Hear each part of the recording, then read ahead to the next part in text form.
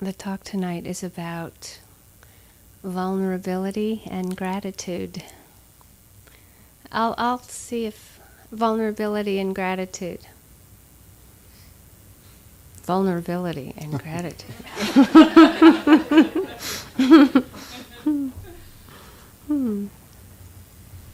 We don't want to. Is that okay? Is that okay? Yeah, okay.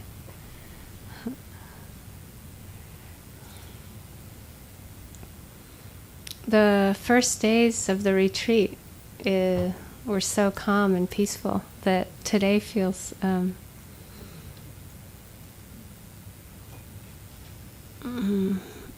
of magnificent. And I tried to go for a little walk down at the beach over there, but for my Hawaii blood, it started to feel a bit overwhelming, to say the least. So I went up and back, which I have never had the opportunity. I'm usually kind of busy and kind of just run down to the beach. But I've never actually walked up behind with the cedar trees. And I think, we're so lucky to be here in terms of just getting to stand under one of those cedar trees, and just feel to me, my insignificance, and I don't feel like it's an insignificance that feels like it's diminishing anything about me, but really a kind of healthy humility, where I think we all are able to come more in right relationship with all beings.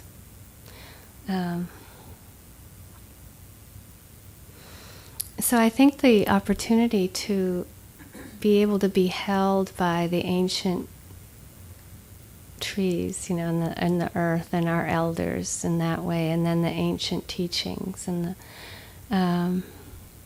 it's profoundly healing. And to just be able to be quiet and not have to do a lot during a storm like this, I think is also just such a gift. It's like often we don't get to really feel it from the moment we wake up and go through it till the moment we go to sleep. There's some way that I wanted to talk about vulnerability tonight, because I think that there's a way in which we can feel intensely vulnerable in this kind of weather, but also the Buddha's first noble truth, dukkha, is all about vulnerability. So I wanted to just kind of emphasize that tonight. Oh.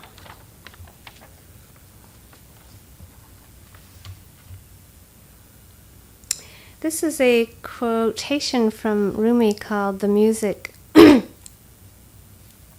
For 60 years I have been forgetful. Every moment. I think that's incredibly humble.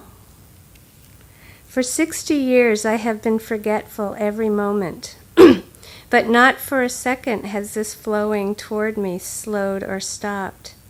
I deserve nothing. Today I recognize that I am the guest the mystics talk about. I play this living music for my host. Everything today is for the host. I'm going to read it again because I think it's so much about gratitude and humility. The music. For 60 years I have been forgetful every moment, but not for a second has this flowing toward me slowed or stopped. I deserve nothing. Today I recognize that I am the guest the mystics talk about. I play this living music for my host. Everything today is for the host.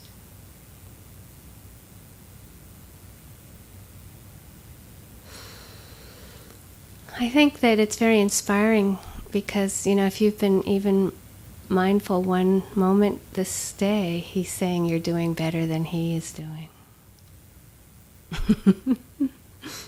It's just like for 60 years I've been forgetful. And it's very important to remember that the practice is humbling.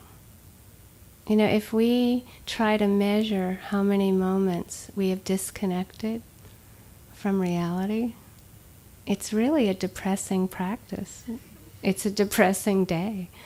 You know, but if we focus on, you know, that we remember once in a while to be here, that we remember to connect, it's you know, the guest and the host, that feeling of really being connected to life and the living music. You know, it doesn't matter. It's timeless. When we really connect, it's timeless. And when we're disconnected, we're caught in time.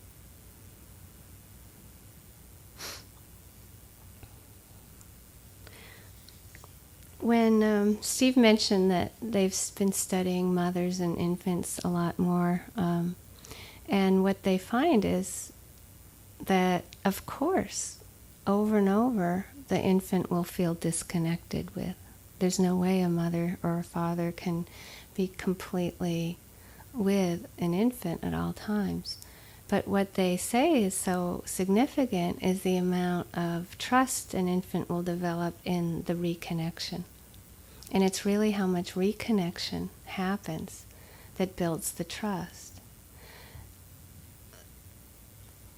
And so I think that it's very important to look at how that works for ourselves as an adult in our own practice, that no matter how much we've disconnected from ourselves or disconnected from others or from life, or how much we were disconnected from, that we can heal that with loving kindness. You know, that it's a matter of course, a lot of patience, but understanding that we heal that wound every time we reconnect with ourselves and reconnect with ourselves. And of course, yeah, if we focus, just like in mindfulness practice or in metta practice, if we focus on how much we're not here, it's really, you know, we lose energy, we lose vitality, because it's just an endless source of suffering, you know.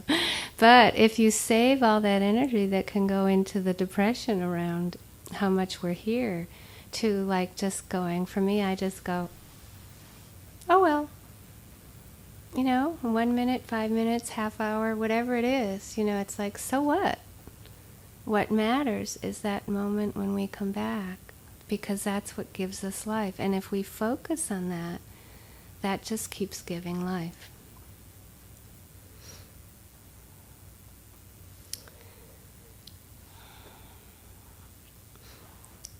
When we're born into the relative level of existence, the relative reality, we are born into a world of paradox. It's called the relative level, or the conditioned world. It's the world of duality. So the world of duality means that everything that takes birth will die. Everything. So we're born into this world of vulnerability. It's something that we can recognize on deeper and deeper levels, that we share deeply with all beings, this vulnerability. This is the first noble truth. You know, so an example, so many examples of the paradox of it is, you know, predator, prey, gain, loss, burning, cold, winter, summer, difficult, easy, you know, relative level, absolute level, conditioned, unconditioned, birth, life, death, dark, light. It's like on and on and on and on. And I think that wherever we identify, for example, I was raised where, in New England, where blue jays, when I was a child, were considered kind of like these evil birds that ate the little bird, you know, little eggs of all the other wonderful songbirds. And I was kind of conditioned to really hate blue jays. And yet when I was a little kid, one of the more, you know, magical, important times of my life was when I saw the blue jays make a nest outside my window. And I watched this whole process one spring of seeing, you know, the process of these eggs being sat on and then fed by the parents, and just was one of the most important times of my life. And then I slowly learned to reject these birds just by listening to people say they were really evil birds. And one time when I was on a meditation retreat, I looked up at this blue jay, and it was so beautiful. You know, their feathers are like the color of the sky, and it's like, wow, how, you know, just like watching how my conditioning happened, didn't even realize it. And I rejected that world of predator. And in some ways, one can spend a lot of time reflecting on, you know, who do we identify with, the deer or the wolf? You know, that's, you know, how do we relate to those aspects of ourselves?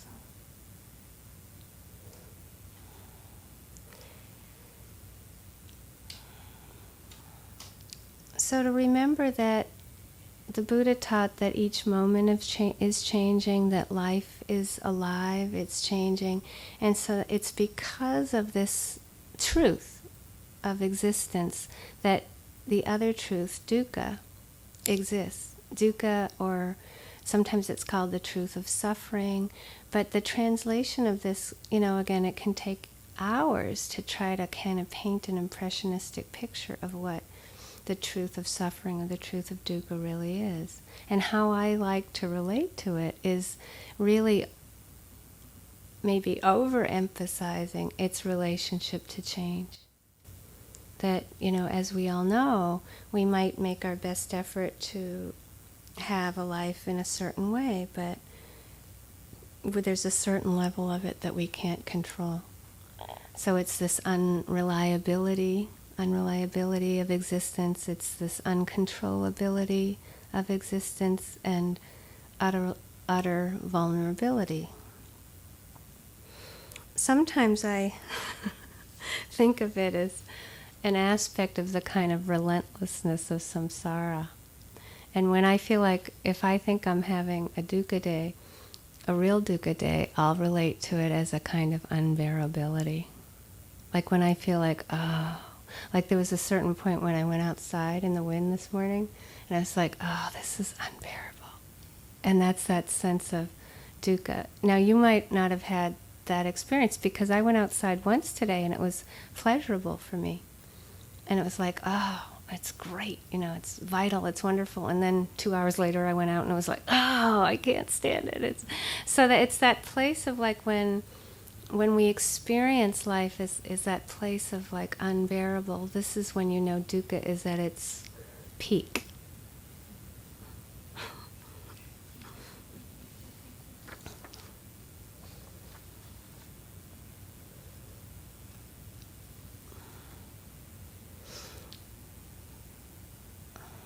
One of the descriptions of Kuan Yin, the goddess of compassion, that I love is that she not only hears all the cries of the world, all the screams and cries and sorrows of all of beings on the planet, but she also hears all the laughter.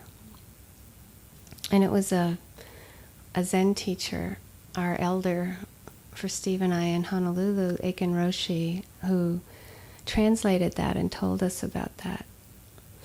And for me, when I heard that, I was like, oh, yeah, she's a really deep listener. You know, she hears it all. And it's that quality of a kind of hearing with our being that we're looking for in this meditation practice.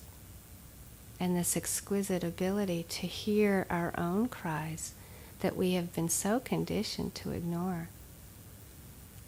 In fact, I think it's easier to hear our own laughter rather than our own cries, you know. So that this is, if we can really open and open and open to how it really is for us rather than how we think it should be, then we're often more likely to be able to relate to others that way. And when we look at, like today, when we kind of start consciously introducing the difficult category, whether it's difficult humans or difficult other beings, usually when we break a barrier with what we would call someone difficult, even if it's with ourselves as a difficult person, it usually means that we get to see, what is it that has created this barrier. It's usually something that we don't accept about the person, that they're in the difficult category. Or, my favorite is when, a loved one falls into the difficult category, and then they shift back to the loved one category. And those people are the most fun because they're just like up and down the categories, but they're rarely neutral. The people that are closest to us are usually the ones that are slipping through the categories. And it's just take a look. It's usually something about ourselves that we don't accept, that they're in that difficult category. Even a predator.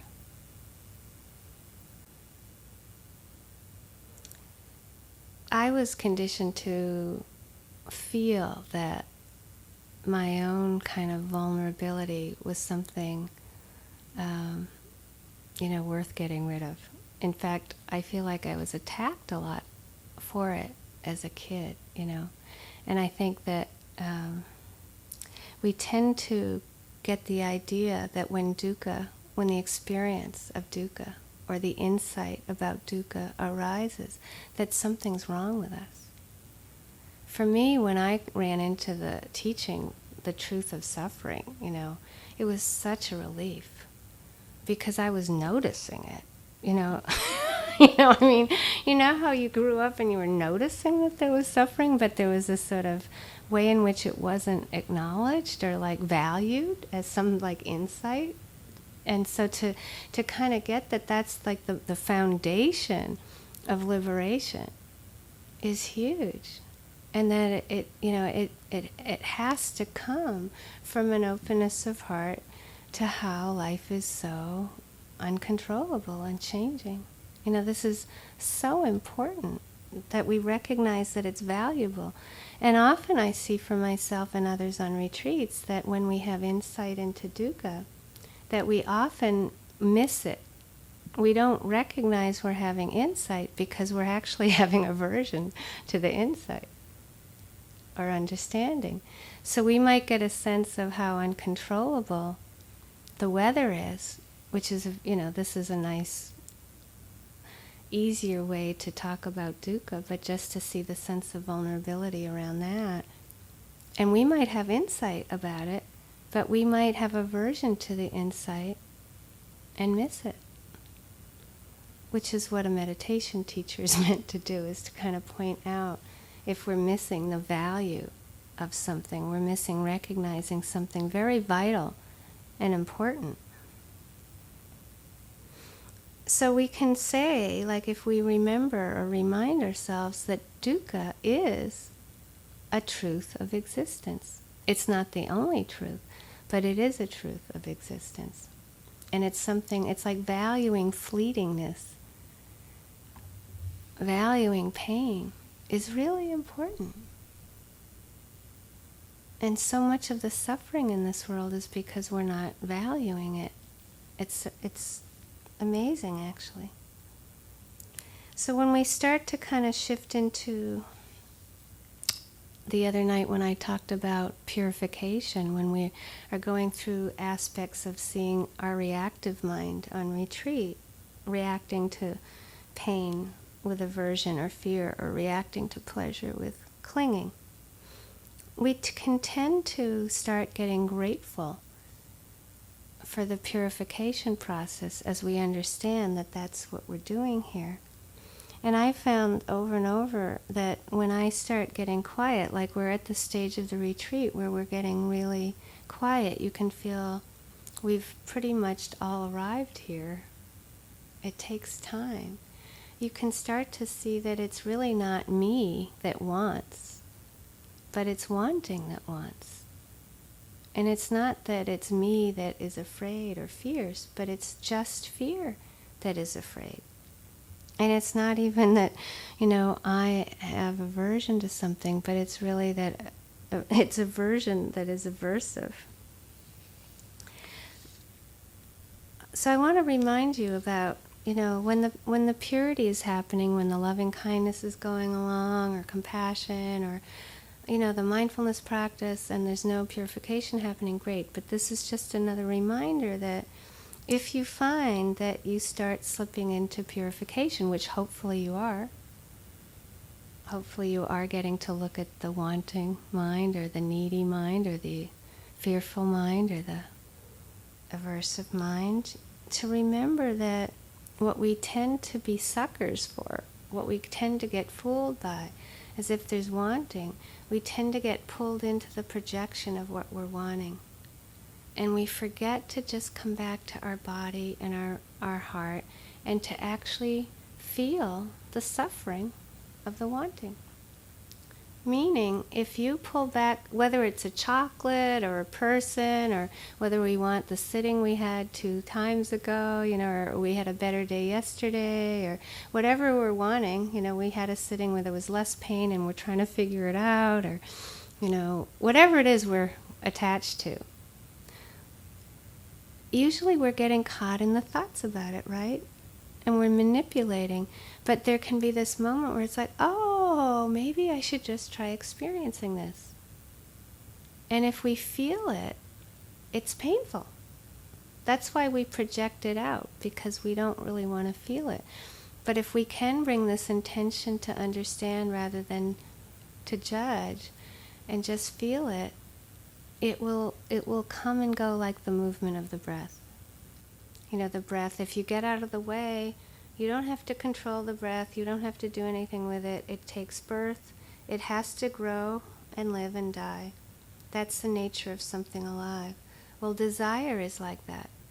If we don't repress it or resist it or indulge it in a lot of holding on to the thoughts, if we just go, oh, wanting, and feel it in the body, and it's often a contraction in some ways. And so there'll be thoughts will come and go, but you can see it as a weather system of wanting that comes into the body and mind, and if you get out of the way, it'll leave. And you don't have to do anything with it. It's like, do we have to do anything with the breath?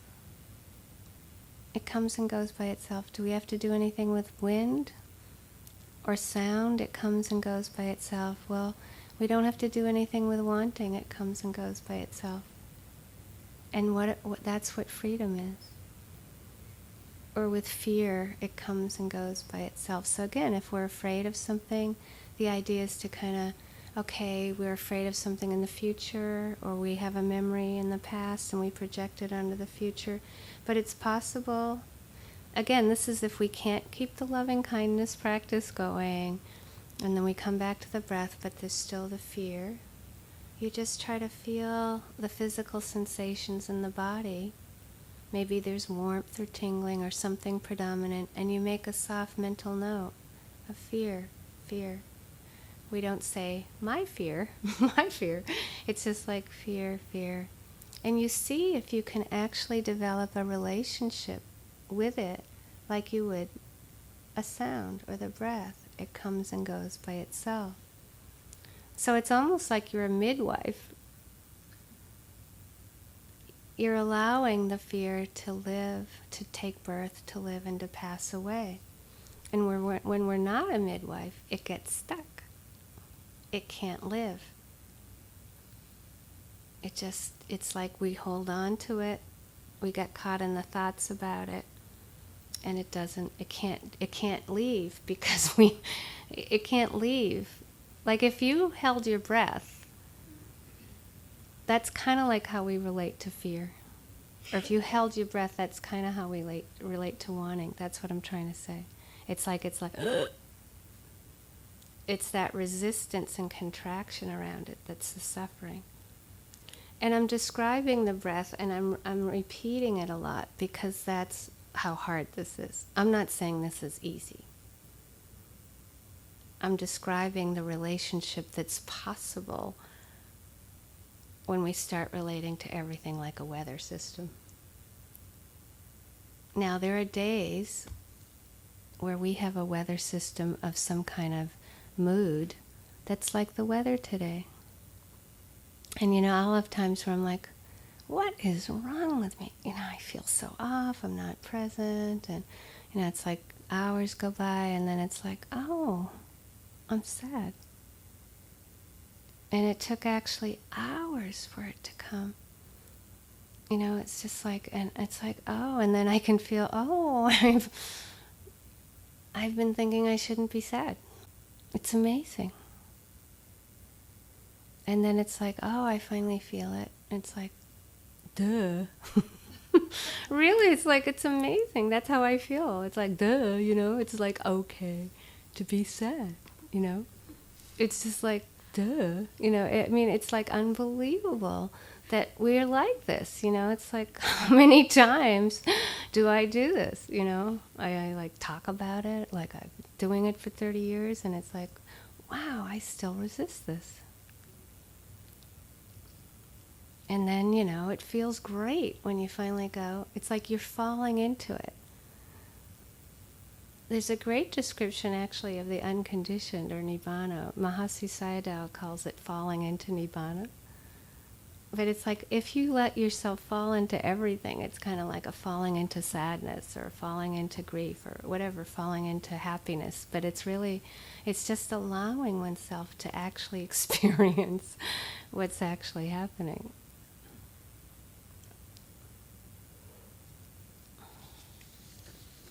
So again, the reminder is that you can be with the wanting rather than the object of the wanting.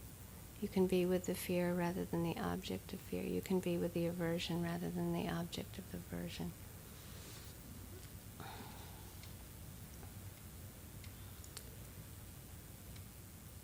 When I was on retreat last October on this island off of the coast of Massachusetts, Martha's Vineyard, I had a kind of peak experience. I was on the beach, and the swallows were migrating, and I had seen masses of them sort of kind of coming around, and I was wondering what they were doing. And some days they just started, there were so many of them flitting around, and kind of black clouds of them, and it seemed like there was this growing restlessness and more restlessness. And I don't know their life cycle very well. Of course, I understand they migrate, but I've never been on the beach at that time of year to see it. So I just happened to be down on the beach, and I laid down and kind of fell asleep a bit. And when I woke up, there were thousands of them around me, on the beach, and there was still that feeling of restlessness. And I figured, well, they must be getting ready to just take off.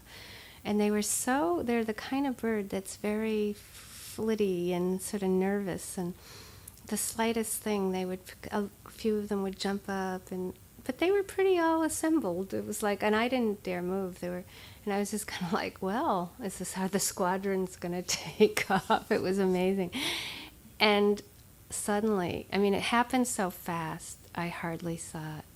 A peregrine falcon came just out of nowhere off the dunes and just like hit one, and grabbed it and took off. And they went nuts, they just went nuts. And it took them a couple more days to settle down again from that and kind of assemble, and then they took off. I wasn't on the beach to see it, but I saw that they had gone. But it was so powerful, and I identified with the swallows. And it was just like, I had such aversion to this peregrine falcon doing its thing. And then I'm giving this example to kind of show what I'm trying to talk about. Because we have an idea that good meditation practice would mean not having aversion to the falcon, and that would be good practice. But good practice is going through with the flow of what's happening, not doing it right. So technically, the aversion happens so quickly, everything happens so quickly, but that by the time I was like, ouch, this really hurt. Aversion, because aversion is when something unpleasant really hurts. I didn't try to go back to unpleasant. I had to go, oh, aversion. Do you see? It's like we think that good practice would be maybe noticing that moment of the falcon going down and not having aversion. But it's really just going with the flow of it. And it was like, ouch, ouch, ouch, ouch. That's what I did. That hurt. Aversion. Ouch, then I really let it hurt and let it come and go by itself. So we tend to internalize a lot that we're doing the practice wrong because we think it should happen a certain way rather than just being with how it's happening. That's all I'm saying. Whatever it is. We shouldn't, it's like what I'm trying to describe is being okay with not being okay with something. I wasn't okay with what happened. And instead of trying to force myself to be okay with it, meaning accepting what happened, I had to accept that I wasn't accepting it. Do you see the difference? This is happening a lot for us. That's why I'm bringing it up. One of the most difficult things about opening, like we're here to open, the heart to open. And if you think of it as a flower opening, we, as humans, we tend to want to open to the pleasure, but not to the pain. But when a flower opens, it opens to the sun and the rain, the dark and the light. There's these little red flowers in the garden, I don't know their name, but you can see them today, they're sort of like, they were really open yesterday, and today they're like, they've closed up, and, I just go by them and I was like, whoa, I can't believe you're even like existing in this, as these the soft petals, it's so hard to believe that they can even do that. But our hearts are much softer than that. Much softer. It's like we're like these. Our heart is the most sensitive instrument imaginable. And it's meant to feel. And one time Sayadaw U Pandita, who I did many years of practice with, he said to me, it takes a lot of work for wisdom to penetrate the heart. Because understanding is really accepting that there is predator prey, there is pleasure and pain, there is joy and sorrow, and we can only be as open as we can accept that. And what we get protected by, instead of trying to control the controlling with this, what we call an ego or separate self, is just fear, aversion, or attachment. It's temporary moments of identification with aversion and attachment. That's all it is. It's hard to kind of take this in, I think, sometimes, but that's all it is. So the opening process is when we can open and open as much as there is metta or mindfulness, love and understanding. So if this process is taking some time, that's why. That whole thing about, we just like to rip our petals open and get it over with. Well, the reason we can't is because we don't have enough metta or mindfulness yet to do that. That's all. That's why we put our time in. Punch in, punch out every day. Punch in, punch out. You try to do a daily practice so that you slowly get this understanding and love to penetrate this sensitive heart or mind that we have. And I wanted to give an example of like how hard it is to stay open and stay connected. Just it's another simple example, but I've described my great niece to you already. Her name is Brenna, and I met her when she was about 3.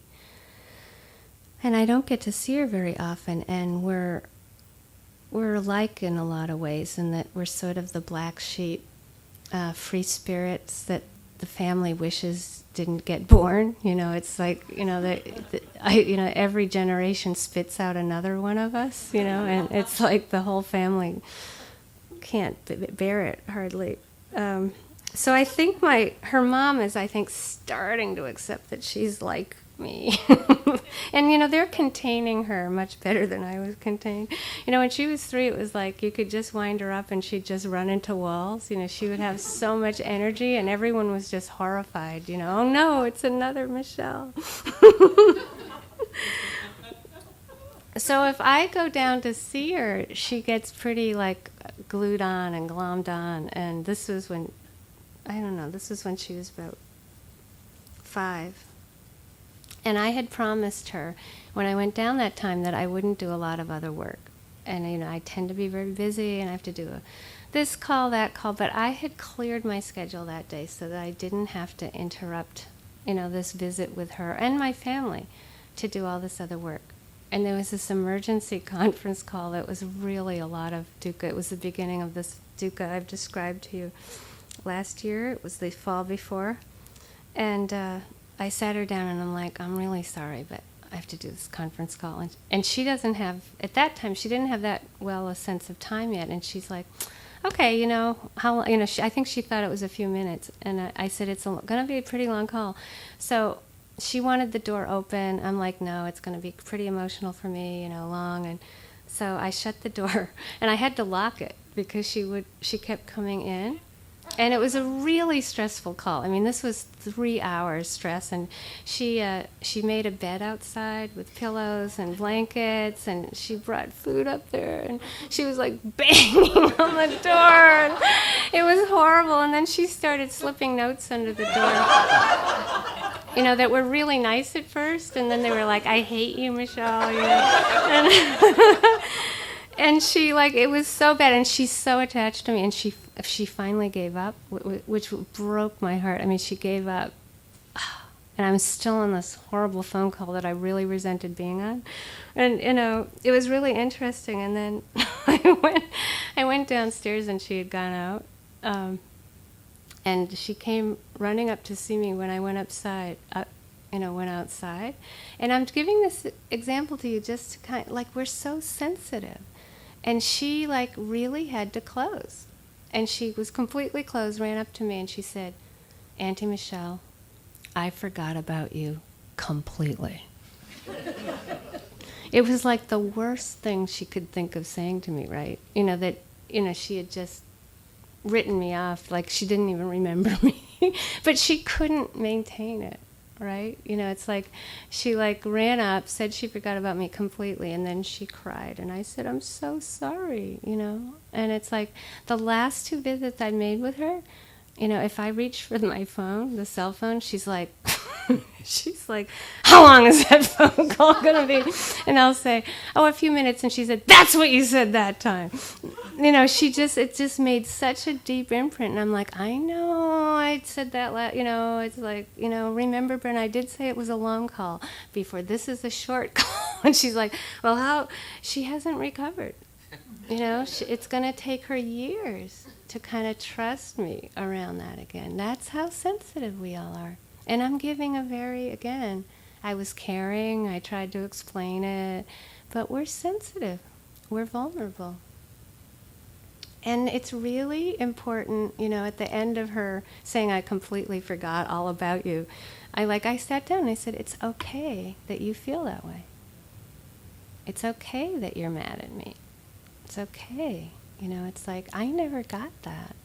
I never got encouraged that it's okay to close when it hurts. Just like the flowers. The flowers are so interesting, like the ones that have closed down today. It's like sometimes when someone hurts us, we need to close down.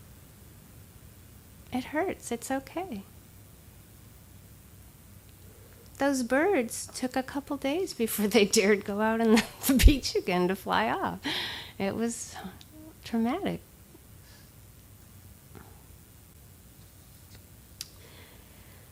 There's 2 books in the bookstore that I've spent a lot of time with that I was happy to see because they're big books and I don't get to travel with them. But one is A Story as Sharp as a Knife.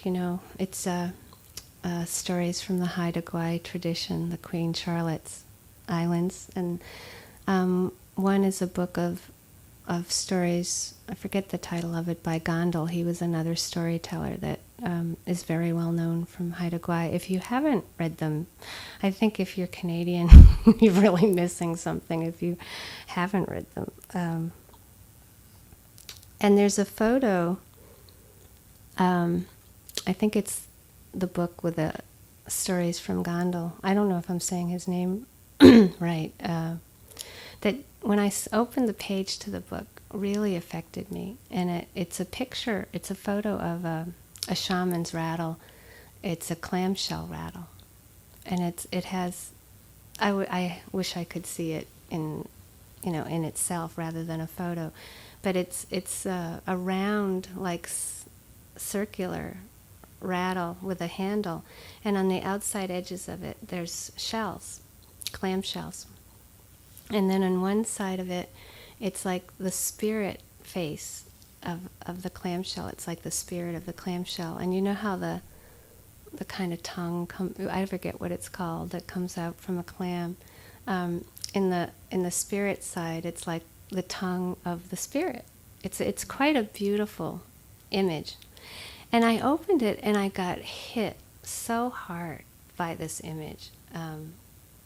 And it reminded me, it brought up, when I was a kid, I used to spend summers clamming, like really young, like as young as I can remember the minute I could kind of walk. I would spend all day in this harbor at the ocean digging clams. But, we never really ate at a table. My mother was drinking a lot, and it wasn't it was a non-functional family. So I used to give all these clams away to families around. But I mean, year after year after year, I was really good at it. I was so good at digging clams. And I saw this clamshell rattle, and it was like, oh my God, I never really got lots of things. I didn't ever get how good I was at it. I never ate a clam in my life up till this point in time. I've never had a clam. But I decided to change all of this. I'm giving this story because I had all these insights. It's like, never had ate a clam, gave them all away, never kind of had any ceremony or acknowledged the spirit of it. It was amazing. But I also started feeling just the endless lack of ceremony in our lives. Just the emptiness of that how ceremony really helps us understand interconnectedness and gratefulness and metta. And whether we're vegetarian or not, we've got to deal with that. Lots of beings are getting killed for our food. Having been a gardener for many years. And so I went back with my great niece and nephew there last year, just to kind of ask the spirits, for forgiveness, but also to reconnect. And when my great nephew, said to me in that story I said about Michelle, think happy thoughts when I was having a hard time, that was the memory. I told him about how I used to clam there, and we went back there, and we didn't go clamming, but I just let him sort of explore this extraordinary, beautiful, magical place. So as I started to kind of go into this or reflect more about it, I think that there's a way that we eat, most of us, or have eaten, if we think of our whole life, where we really haven't received the spirit through our eating. And it's like a great loss. It's like a loss for all of us.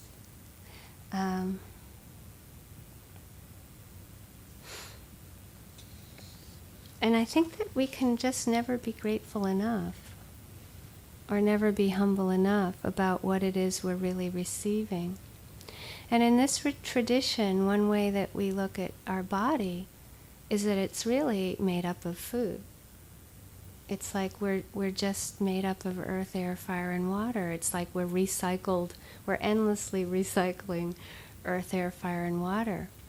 And at least when we're eating on a meditation retreat, taking the time to remind ourselves of that, so that we can really receive the food, and maybe even start to receive the spirit within the food. And you know as well as I do that when we're busy in the world, it's very hard to receive nourishment through the food, because we're really just knocking it down, and hopefully you don't get to the stages that I get. I used to have a rule that I wasn't allowed to eat in the car, when I would be busy in Honolulu doing things, and I would always find myself at some point breaking the rule and, stuffing food, lunch in the run, or, whatever in the car. And if you think of, like, again, our culture and what a void there is around nourishment, and like our relationship to our bodies, a lot of it is because we're not receiving the spirit of the food. And here was this clamshell rattle, where it's not, I was just so grateful to see that here's the shaman that had the clamshell as his spirit guide. That's just so beautiful to contemplate. And then when I was on retreat, I had, I made some clam chowder as sort of part of my own ceremony to be grateful. And it was very important.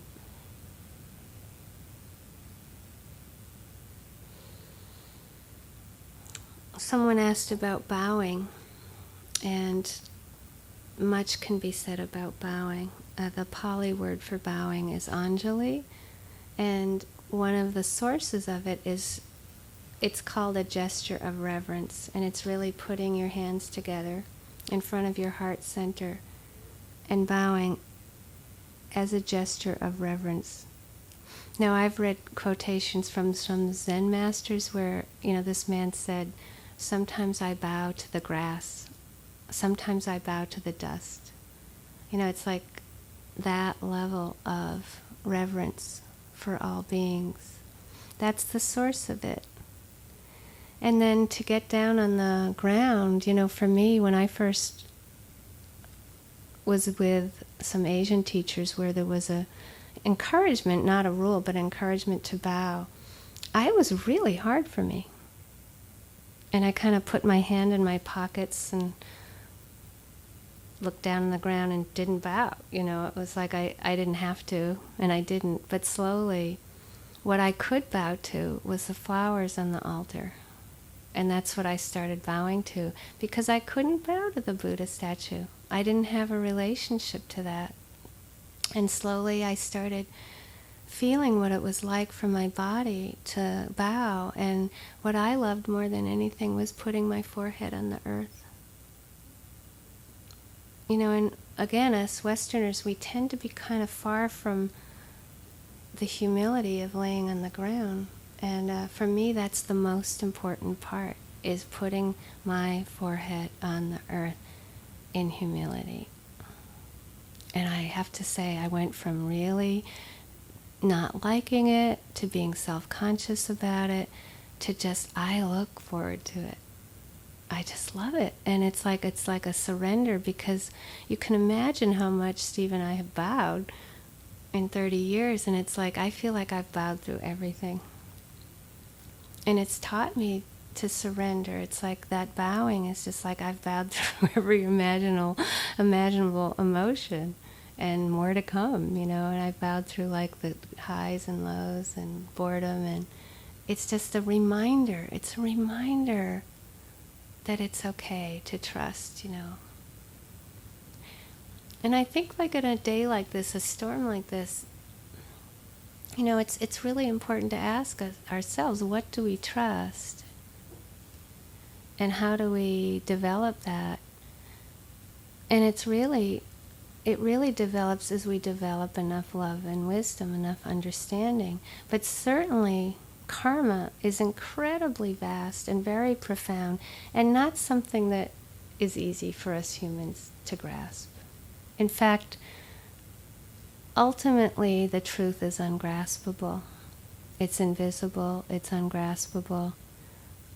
It's that it is that truly awesome and magnificent. You know, the word ineffable, the ineffability of the mystery of things.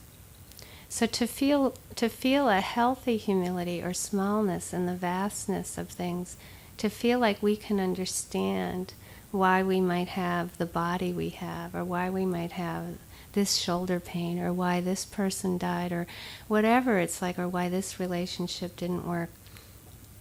On and on and on and on and on, how, you know, we go through our very personal dramas that are very important, but also to understand that it's a great mystery, ultimately, how it's all unfolding for us.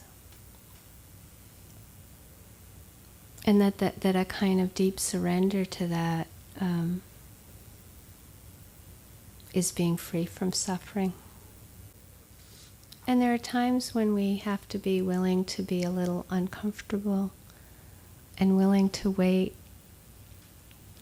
you know, as we go through this process of developing understanding and love. So I'd like to end with a Rumi poem. It's called This We Have Now. The important word being now. This we have now. This we have now is not imagination. This is not grief or joy, not a judging state or an elation or a sadness. Those come and go. This is the presence that doesn't. It's dawn, Husam, here in the splendor of coral. Inside the friend is the simple truth of what Halaj said. What else could human beings want? When grapes turn to wine, they're wanting this. When the night sky pours by, it's really a crowd of beggars, and they all want some of this. This we are now, created the body cell by cell, like bees building a honeycomb. The human body and the universe grew from this, and not from the universe and the human body. The human body and the universe grew from this, not this from the universe and the human body. Let's sit for a minute.